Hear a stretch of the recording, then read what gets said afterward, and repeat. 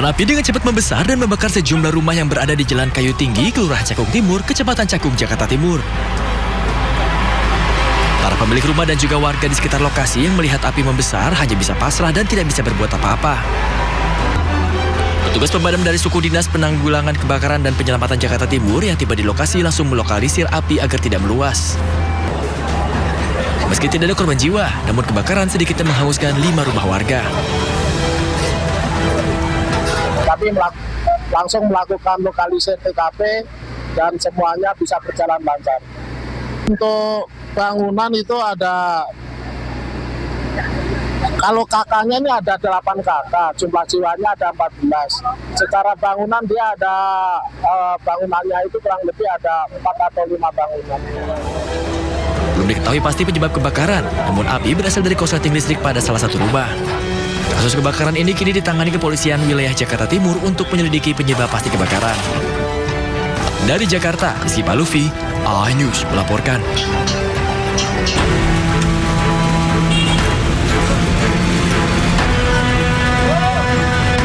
Petugas di Sub Jakarta Selatan mengangkut satu persatu kendaraan yang terparkir sembarangan di atas trotoar Jalan Profesor Dr. Satrio Setiabudi. Sebelum diangkut, petugas telah memberikan waktu selama 10 menit kepada pemilik kendaraan untuk memindahkan kendaraannya. Namun hingga batas waktu berakhir, puluhan motor masih terparkir di atas trotoar dan langsung diangkut. Penertiban dilakukan agar trotoar kembali digunakan sesuai peruntukannya oleh penjalan kaki. Sementara itu, sejumlah pemilik kendaraan mengakui memarkirkan kendaraannya karena diarahkan oleh juru parkir liar. Meski tidak dikenai denda, para pelanggar wajib menandatangani surat pernyataan agar tidak mengulangi pelanggarannya. Posisinya lagi sedang ambil orderan di ITC Kuningan, Kak. Tiba-tiba keluar dari mall, motor langsung diangkut, Kak. Ada orang yang kayak, ini Bang, parkir di sini aja, Bang. Bayar 3.000 doang gitu. Abang parkir di sini bayar nggak, Bang? Bayar, Kak, 3.000. Petugas mengimbau masyarakat agar tidak memarkirkan kendaraan di atas trotoar dan tidak mengikuti arahan dari juru parkir liar. Dari Jakarta, Helmi Sayangbati, iNews melaporkan.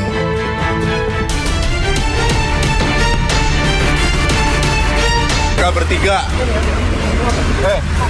Ada berapa motor? Ada berapa motor di dalam? 17. Motornya mau dibawa kemana? Polisi mengejar sebuah truk yang membawa muatan melebihi kapasitas di ruas jalan tol Karangtengah, Tangerang, Banten. Laju truk akhirnya bisa diberhentikan di eksit tol Cikupa. Saat terpal penutup dibuka, terlihat tumpukan alat perabot rumah tangga. Polisi yang curiga memeriksa lebih lanjut hingga didapati di dalam truk terdapat 17 unit sepeda motor yang hendak dikirim ke Bengkulu. 12 motor yang diduga hasil kejahatan ini ternyata tidak memiliki surat dokumen kendaraan. Itu kamuflase.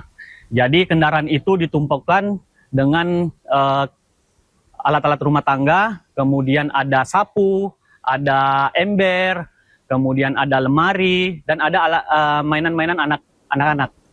Untuk pelaku masih kami lakukan penyelidikan. Supir kami amankan sebagai saksi, inisial RA, dan dia menyebutkan ada inisial TA, itu masih DPO.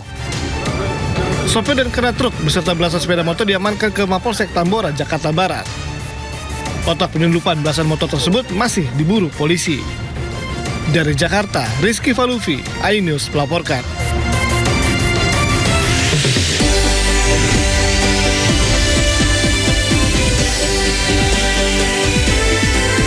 Polisi melimpahkan tersangka kasus dugaan korupsi Asabri Don Rito beserta seluruh barang bukti termasuk uang tunai dan emas hasil sitaan ke Kejaksaan Agung.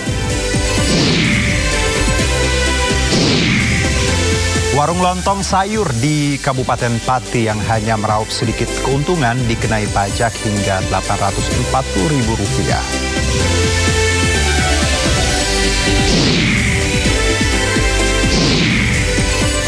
Kuwait dan Bahrain hadapi serangan udara baru dari Iran yang terjadi saat Iran dan Amerika Serikat saling serang memperebutkan kendali Selat Hormuz.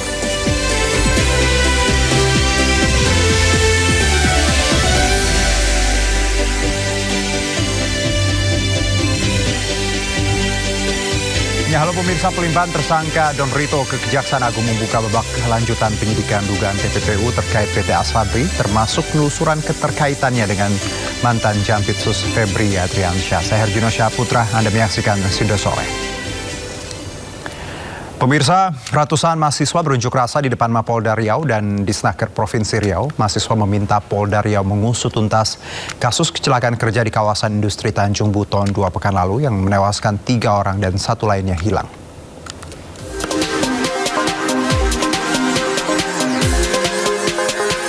Ratusan mahasiswa dari Pergerakan Mahasiswa Peduli Korban Kecelakaan Kerja Provinsi Riau berorasi di depan Mapolda Riau. Masa membawa spanduk yang berisikan tuntutan agar aparat mengusut dugaan pelanggaran keselamatan kerja yang terjadi di kawasan industri Tanjung Buton, Kabupaten Siak, Riau 6 Juli lalu yang memakan korban jiwa. Masa minta aparat lakukan penyelidikan secara profesional terhadap pihak-pihak yang bertanggung jawab, serta mendesak Polda Riau periksa dokumen kelaikan melaut dan penggunaan kapal pompong dalam aktivitas beresiko tinggi yang dinilai salah satu faktor kecelakaan. Saya menerima aspirasi dari mahasiswa dan akan menyampaikan kepada pimpinan ke depannya. Jadi sekali saya sampaikan, saya terima aspirasi dari semua tujuannya dan akan saya sampaikan kepada pimpinan. Masa kemudian bergerak ke Disnaker Provinsi Riau menuntut hal yang sama. Kadisnaker Provinsi Riau menyatakan hasil penyidikan kecelakaan akan disampaikan dalam waktu dekat secara transparan. Tidak hanya dia, tetapi ini sudah kami proses baik dari hari pertama kejadian sampai hari ini sekitar 9 hari. Ini sudah kami kumpulkan berkas, kumpulkan semua kelengkapan bahan, dan dalam waktu dekat ini juga akan kami sampaikan hasilnya kepada kawan-kawan semua. Dan kami sudah menyampaikan beberapa tuntutan kepada Polda, kepada Disnaker Provinsi Riau, dan alhamdulillahnya sudah diterima. Dan jika pada hari ini tuntutan kami ini tidak diindahkan, tentunya ini akan menjadi sebuah alarm bagi mereka semua untuk aksi ini segera menjadi jilid 2. Kapal pompong kayu yang bermuatan 7 orang tenggelam di kawasan industri Tanjung Buton, Kecamatan Sungai Apik saat draft survei atau menentukan berat muatan kapal. 3 orang selamat, 3 meninggal dan 1 lainnya masih hilang. Namun sepekan korban hilang tak ditemukan, petugas gabungan terpaksa hentikan pencarian. Dari Pekanbaru Riau, Diki Kurniawan, iNews melaporkan. Sekolah dasar negeri sepi pemindah terjadi di kawasan perkebunan di Jember, Jawa Timur yang hanya mendapatkan 7 siswa. Guru harus berjuang mendatangi rumah-rumah warga untuk menyekolahkan di SD negeri.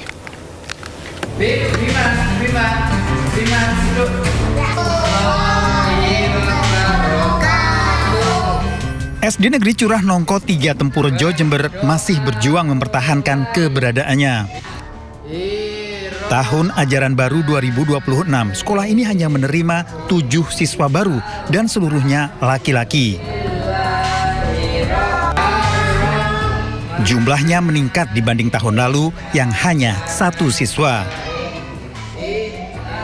Para guru harus mendatangi rumah-rumah warga satu persatu untuk memberikan pemahaman dan meyakinkan orang tua agar mau menyekolahkan anaknya di SD Negeri Curah Nongko 3. Sekolah yang berada di kawasan perkebunan ini dinilai masih kurang diminati masyarakat. Untuk proses belajar mengajar tetap kita lakukan walaupun kita punya keterbatasan lokal. Jadi saat ini kita menggunakan musola untuk ruang pembelajaran kelas 2 dan kelas 3 karena memang gedung yang ambruk yang tahun 2025 yang lalu sampai saat ini belum ada perbaikan. Pihak sekolah berharap dukungan pemerintah dan masyarakat dapat meningkatkan minat bersekolah agar proses belajar mengajar dapat berjalan lebih aman dan nyaman.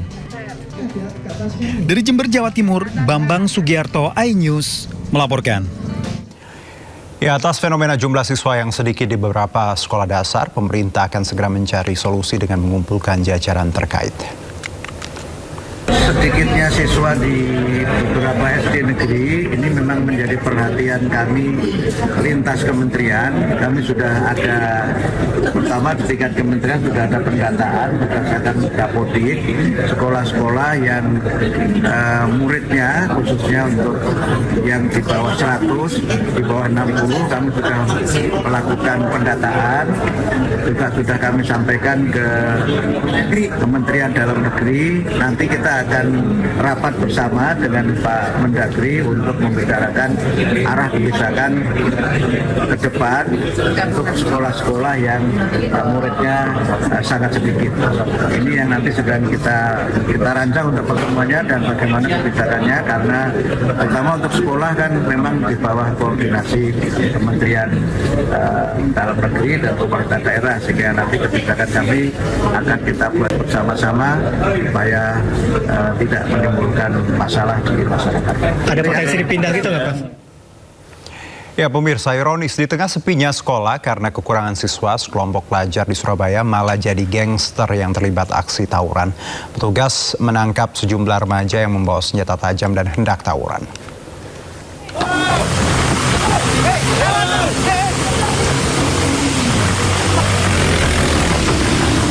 Tim Perintis Direktorat Samapta Polda Jatim menangkap sejumlah remaja yang tergabung dalam kelompok dan diduga hendak melakukan tawuran di Jalan Semarang, Surabaya.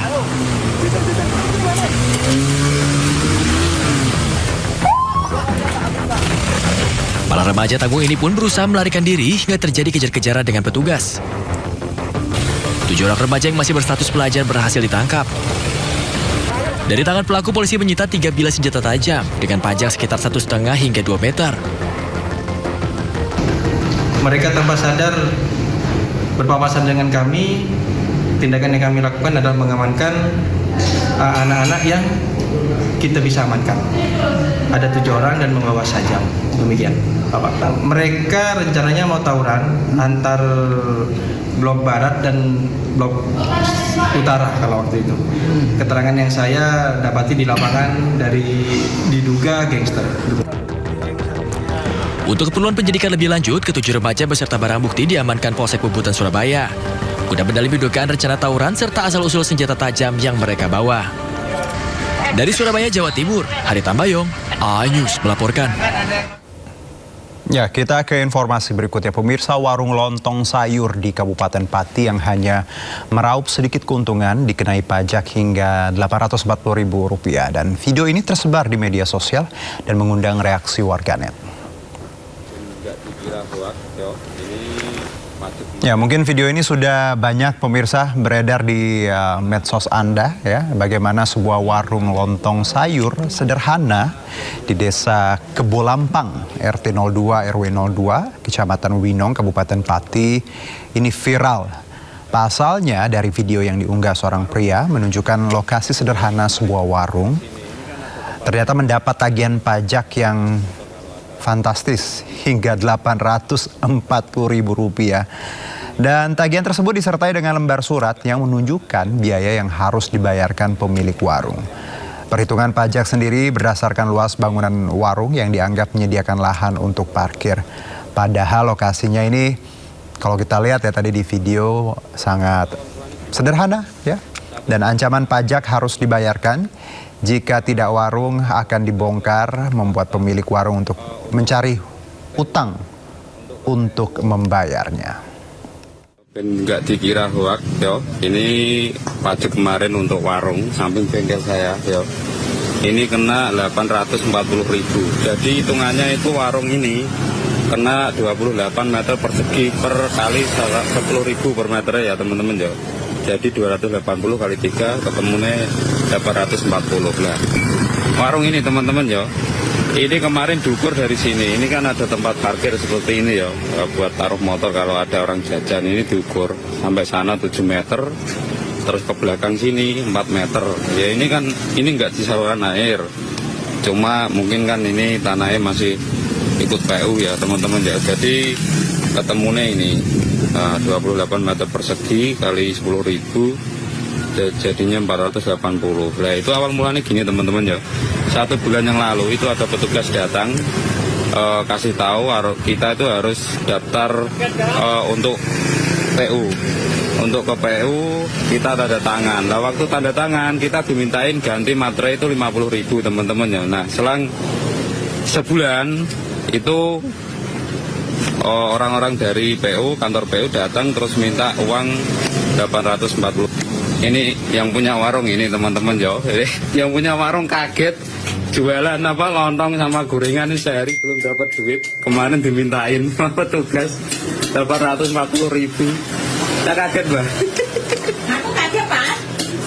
Lah biasanya rano tarian ngono kok tarian terus langsung semono. Wong cilik kaya dadi anu lah yo rekasane iki lho dadi wong cilik.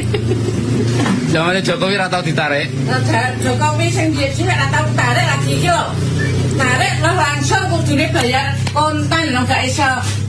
Langsung bayar di tempat teman-teman ya katanya nek nggak mau bayar ini warungnya mau dibongkar. Bongkar, piye iki sih? Jadi ya ibu yang punya warung ya takut, yes mau nggak mau kemarin tuh cari uang, jalur utangan sesuai iki 840.000 ngono. Iki tak perjelas lagi yo dikira nanti nek aku buat aku ngapusi kok iki buktine nyata. Iki sing warunge iki. Iki kertasnya warung wis simpen ae. Ini warungnya. Simpen ae kertasnya. Piye tuh Pak, wong cilik ya. Pokoknya tadi artinya kira-kira walaupun kita nggak semuanya mengerti Pak pemirsa, tapi bagaimana warung kecil tadi dipajaki 800.000 lebih dan harus dibayar kalau nggak akan dibongkar seperti itu. Nah, kita ke informasi berikut yang juga jadi highlight of the day. Polri melimpahkan tersangka Don Rito beserta seluruh barang bukti termasuk uang tunai dan emas hasil sitaan ke Kejaksaan Agung. Dan pelimpahan ini merupakan bagian dari penanganan kasus dugaan tindak pidana pencucian uang terkait perkara Asabri yang diduga melibatkan ex-Jampitsus Febri Adriansyah.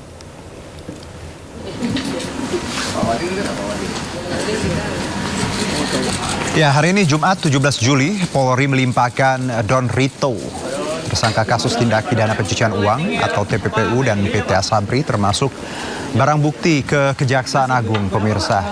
Diketahui hingga kini 3 kasus dugaan korupsi tersebut terkait batubara, Asabri dan Krakatau Steel.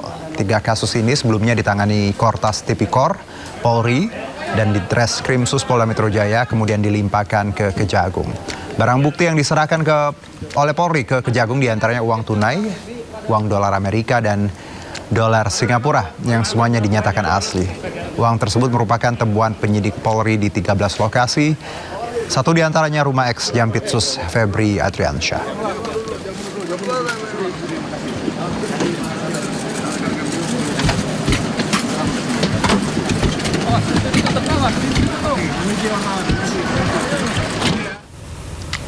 Ya, langsung kita bergabung dengan rekan Ismalia Mediasari dari Gedung Kejagung, Jakarta Selatan. Ismalia, ada informasi apa terbaru? Kalau tadi siang kan Don Rito sudah ditahan, sekarang kira-kira ada seperti apa informasinya, Ismalia? Ya, selamat siang, Juno dan juga pemirsa. Betul sekali, tadi pada hari ini tepatnya baru saja Kortas Tipikor Polri dan juga Polda Metro Jaya ini melimpahkan alat bukti dan juga satu tersangka bernama Don Rito alias DR ke Kejaksaan Agung, yang dimana tadi sepantauan kami pada pukul 14.15 ini dari Polri datang ke Kejagung ini dengan pengawalan ketat, dan juga berdasarkan pantauan kami tadi ada beberapa alat bukti yang dilimpahkan ke Kejagung. Ini berupa 2 kontainer putih besar dan juga ada 8 koper, 1 kardus dan juga 1 brankas. Ya, dimana kita tahu Juno dan juga pemirsa untuk alat bukti ini berupa mata uang asing dan juga ada beberapa keping emas berat 74 kg seperti itu. Dan juga tadi selain alat bukti ini juga ada 1 tersangka yang diserahkan ke Kejagung bernama Don Rito, dan ini bisa dilihat di belakang kami ini para awak media sedang menunggu keluarnya tersangka Don Rito karena memang kami mendapatkan informasi bahwa tersangka akan keluar dari Gedung Kejagung yang nanti akan dipindahkan ke tahanan seperti itu. Dan juga tadi setelah pelimpahan barang bukti dan juga tersangka ini tadi Kapuspen beserta Kabid Humas Polda Metro Jaya ini mengadakan konferensi pers dan membenarkan bahwa alat bukti berupa uang dan juga emas ini merupakan asli. Ini juga sudah dibuktikan dan sudah diuji berdasarkan mekanisme yang benar seperti itu. Dan juga tadi kami juga sempat menanyakan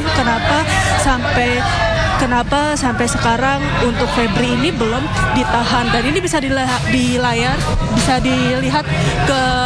televisi Anda Juno dan juga pemirsa. Untuk tersangka Don Rito ini sudah keluar dari Gedung Kejagung dan ini sudah masuk ke mobil tahanan Kejagung. Ini bisa dilihat Juno dan juga pemirsa bahwa Don Rito tidak memberikan sepatah kata pun ketika ditanyai awak media seperti itu. Dan tadi juga dari Kapuspen Kejagung ini Anang Supriyatna mengatakan bahwa akan memanggil Febri Adriansyah, mantan Jampitsus ini untuk diperiksa dengan kapasitasnya sebagai tersangka. Juno. Ismalia, tadi Anda sebutkan ya, terakhir ini kalau di gedung kan tadi baru Don Rito keluar dari Kejagung untuk dipindahkan. Kalau terkait pemanggilan Febri sendiri, Ismalia, kapan kira-kira Ismalia informasi yang Anda dapat? Iya, untuk pemanggilan Febri sendiri, tadi kami juga sempat menanyakan kapan akan dipanggil dan diperiksa seperti itu. Memang dari Kapuspen Kejagung belum menyatakan kapan akan dipanggil atau belum menyatakan tepatnya tanggal berapa, hari apa, itu belum sempat dijawab oleh Kapuspen dari Kejagung. Namun memang Kejagung hanya memastikan saja bahwa karena kemarin sempat cukup heboh seperti itu Juno dan juga pemirsa atas sprindik yang keluar seperti itu. Namun saat ini Kejagung menegaskan bahwa akan memanggil dan memeriksa mantan Jampitsus Febri Adriansah sebagai tersangka. Jun. Iya, kalau dari visual yang kami punya sekarang ini dengan siapa Ismalia atau ada keterangan apa ini kalau Anda dapat di lapangan? Iya, Juno, memang ini posisinya kami cukup jauh seperti itu, namun bisa kami informasikan bahwa saat ini apa yang disangkakan oleh pihak Polda Metro Jaya ini yang terkait perkara seperti itu. Namun untuk berbicara apa saja nanti kami akan sampaikan kepada Juno dan juga pemirsa, karena memang saat ini untuk pengacara dari Don Rito sendiri ini masih berbicara seperti itu. Juno. Ya, maaf Ismalia tadi sempat terputus. Siapa yang sedang berbicara saat ini Ismalia? Pengacara dari Don Rito. Oke. Jadi nampaknya memberikan keterangan seperti itu ya. Kita coba dengarkan sebentar ya Ismalia. keterangan dia yang menyatakan menyerahkan 5 juta dolar Singapura kepada saksi Norman itu fakta yang fiktif, dibantah sama Norman dalam BAP waktu diperiksa di Kortas. Kedua, semua saksi money changer juga sudah diambil keterangan. Semua menyatakan tidak ada penerimaan 5 juta US dollar. Yang ketiga, ternyata Ferry tidak pernah di BAP secara resmi dalam tahap penyidikan. Nah, jadi itu adalah tuduhan fiktif. Karena itu kami protes keras. Dan kami minta kepada Jampitsus untuk mengevaluasi semua BAP saksi. Kedua, mengevaluasi relevansi alat bukti yang disita di Cipete, di kafe, di money changer, dan yang di Sentul.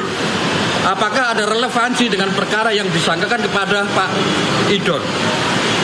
Menurut hemat kami, sejauh kami konstruksikan keterangan saksi, alat bukti berupa surat dan sebagainya, itu tidak ada hubungan sama sekali dengan persoalan sangkaan Asabri klaster Samintan. Tangian, sorry. Baik yang di Sentul maupun di Cipete.